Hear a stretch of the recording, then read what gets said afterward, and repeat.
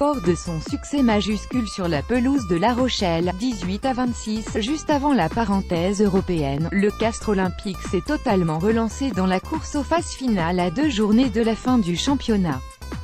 6e au classement avec 2 petites longueurs d'avance sur la section paloise, Castres a désormais toutes les chances d'atteindre un objectif clairement annoncé en début de saison. À première vue, tous les voyants sont au vert pour les Castrais.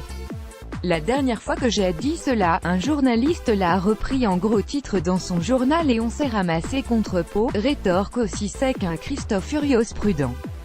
Mahama Vaipoulou, Castres versus Pau le 3-3, 2018 Icône Sport. Visiblement, le boss du Co n'a pas oublié que son équipe revient de loin, de très loin même, car après s'être donné les moyens d'obtenir un match de barrage à domicile en enchaînant les exploits sur une partie de la saison, Castres a failli tout perdre au début du mois de mars en s'inclinant une 3e fois à Pierre Fabre contre des Palois intenables.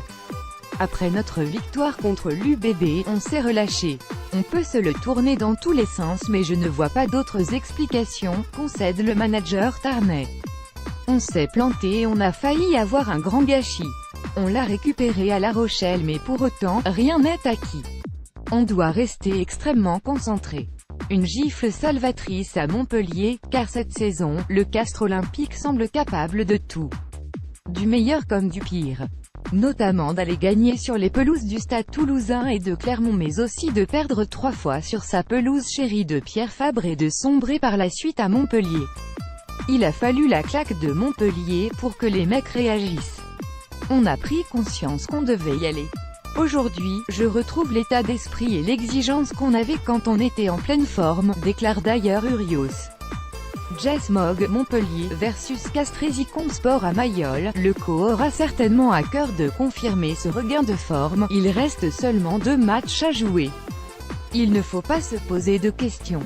On verra comment on se comporte face à cette équipe, explique l'ailier Julien Caminati.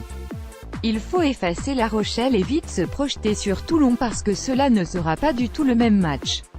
Il faut sortir les casques à pointe et tout donner, pour être capable, en termes d'état d'esprit, de jouer le match pour le gagner.